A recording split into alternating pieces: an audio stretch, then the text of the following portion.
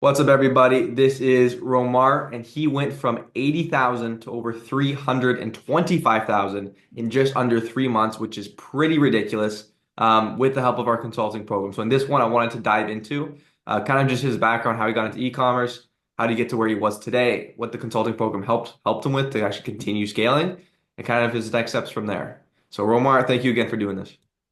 Yeah, of course. So first, tell us a bit about your background. How do you even get into e-commerce? How long have you been in the game for? And how do you get to the point where you were already at, 80K a month? Man, it's pretty long journey. I kind of started drop shipping in 2020 around COVID time. It was one of those things where you get you know, kind of shiny object syndrome because when I was drop shipping in the beginning of the year, I ended the year day trading because that's when everyone from the ecom space started like hyping up different stocks, they put their money there. So I didn't say I kind of lost track of it until 2023. I got back into it, but that time was with TikTok ads, and then everyone around that same time was talking about like if you really want consistent growth, that's where Facebook ads come in, and that's pretty much where I started learning around like 2024, and starting up with the store. Some guys wanted to just join in, and then that's where we kind of started kind of like a store where there's a little bit more collaboration, and then we were able to just get it to in a few months. Yeah, like we kind of plateaued after summer. We got to 80K, around 80K in October 2024. Yeah, Nice. Yeah, it's that's where awesome. we met you. Yeah, so it was a bit of a journey to get to that first point. Yeah, absolutely. Absolutely. Yeah. And so what do you think was what was the problem that you think you guys were facing that prevented you guys from scaling further? You got to the 80K, and instead of it just taking off fully right from there, like what do you think the main problems were? I think it's just proper structure, like what to do from there, right? Because really nobody had the idea of getting a store to that point of scale and furthering that scale. So that's why I mentioned like we kind of plateaued a little bit in terms of like just lack of direction.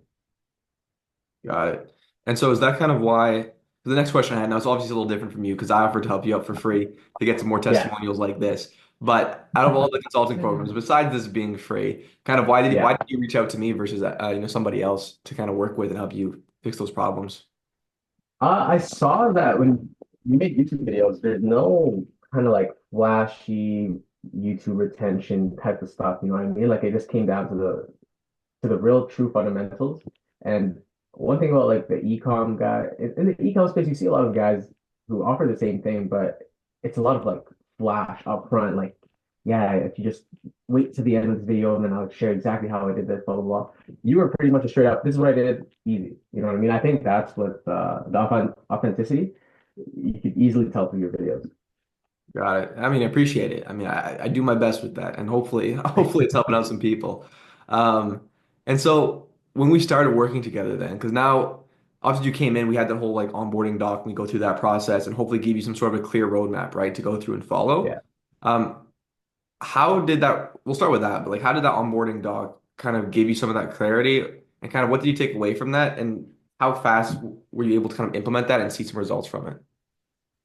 I'd say honestly, it gave some really good clarity on like what is actually something that matters because before then, when you said scale, you just pretty much think, oh, up the budgets, but uh, you going into detail about changing little things on the back end where you don't, you could still run at like a break even ROIs, but still be like 20% profitable.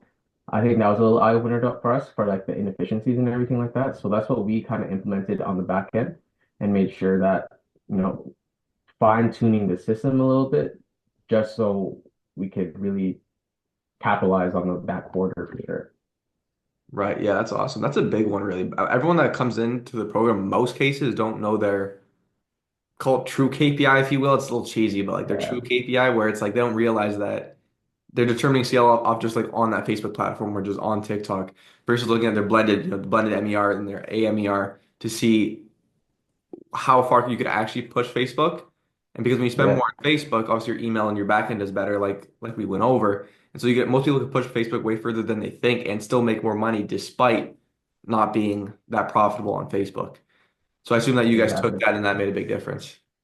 Yeah, we definitely implemented. We even got some like guys onboarded for like the email, just so strictly better expertise, and it definitely paid us well and us right now. So it's definitely worth it. Yeah, yeah, that's awesome. And so then we did the onboarding doc, and then over the last 3 months, you had one-on-ones, you had group calls, the Q&A there, some modules in there and stuff like that. So what do you think were the um, main pillars, main levers that you guys were able to pull on when joining the consulting program that took you guys from the 80 to over 300K in like 90 days? Because that's pretty wild. Definitely like the creatives, because one thing that you mentioned is like just we honestly took it as like a shotgun approach method first, where man, just make whatever, this is put as much volume. But the way you had that module explaining creatives and like the whole process for your eight-figure brand, it took a lot away because it's like, okay, we had all these different things where we were throwing it in for say the creative when it wasn't actually really like needed. You know what I mean? Right. Because when it came to dialing down on what were the reviews and things that we researched about our customer avatar to have a better messaging and wording for our creatives, I think that's where we started getting a lot of traction. And even just like the value where I think one of the big things that you definitely helped us with was just like the calm before the storm, where everyone is kind of like in November, man, like why is it so inconsistent, barely breaking even type stuff, right? So just like weathering that and like making sure it's all honed in, um, definitely helped us get to that 300K month. Yeah, Because that's awesome. if you start panicking without any guidance or anything like that, it's like, bro, what are we doing wrong? Yeah, Yeah. I mean, that's honestly what I don't know if I'd say that's my favorite part of when I help people out or do consulting, but I really do enjoy that part of kind of like explaining to people and like kind of looking broader picture, right? Everyone's used to in dropshipping, you're looking day by day, like you said earlier, like you're day trading, right? You're in there day by day in the ad account. You're looking week over week, which is okay, fine, but like let's zoom out. Like let's year over year trends, month over month trends, quarterly trends, right? Because I was in that position for so long and I was just day trading, looking at daily performance, 3 days. Performance goes down for 3 days and I'm freaking out. I'm changing shit and I'm fucking up my business without even realizing it. Versus like just taking a step back and be like, okay, this is business, right? We have down periods, we have up periods. Every business has down periods. Like it's just how it is, right? And so when people actually exactly. realize that and take a step back, but like you said, further than that, how do you actually prepare for that in advance? And how do you plan quarterly in advance so that you can kind of level out those dips a bit and get more consistent without having to freak out every time things go wrong? I think it's a huge, it's not even like it's a crazy revelation, but it's a big transition from like traditional like drop shipping mindset towards like, okay, here's that. Let's focus on building real business here. Yeah, absolutely. Yeah, and I think that's we kind of lost track of that because everyone's doing their own thing, their own stores, and it's like, guys, like we have a store with the biggest potential over here. Like, why not try to double down on it, right? Yeah, Yeah, and just lock in really on good it. point. Exactly. This store almost died. Like, we were ready to just call it wraps, kind of part ways, but now we're already done with Right. it. Yeah, yeah. And so then a question on the creatives there, because you said dialing on the creatives can be more intentional with those was a big lever that obviously ended up scaling you guys massively. I'm just curious, just because I'm just curious, because some people they decide to get more intentional but keep the volume up. Did you guys lower Mhm. the amount you were testing, or you kept it the same but increased the intention? We lowered the amount we were testing by increasing intention, for sure. Yeah, super Yeah. interesting. Super interesting. Because I mean, it was the same thing with me. And even in fact, earlier this year, I was like, okay, let me just try like increasing output like 3 times again to see what happens. And when Yeah. it ready to jump off a fucking cliff, and I'm like, let me just listen to myself and and lower my output again and be more intentional. Yeah, exactly. Exactly. So, only two more questions for you here. Sure. First, how do you think that this changed your personal life? Like obviously going from 80,000 a month to over 300 grand a month, on this one store that you have. How's that kind of changing for you personally? I think it gives you a lot of confidence. It's kind of like, oh, um, this was possible. You know what I mean? Instead of just like you actually have a track record now to prove it. It's not just it's not just luck and everything like that. Because one thing too, it's a big realization. Just taking advice from someone who knows what they're doing and implementing it to your own, you yourself will see results so long as it's the right person to follow. You know what I mean? I think it definitely improved financially in general, right? But it's been great, honestly. Yeah, that's awesome. That's awesome. And 100%. Once you do it once and kind of you learn what you had to do to get there, then you could always do it again. And then you should focus on the next roadblock to face and get past. And so last question for you. Where do you think you'd be at if you didn't join the consulting? And obviously, everyone who joins this program are already doing pretty good numbers. You're already coming in doing numbers. It's not like you weren't going to end up scaling ever, right? So what do you think was the main difference, whether you decided to join or not join? Is it you get there faster, or you don't think you would have got there at all? Or what do you think the situation would have been for yourself?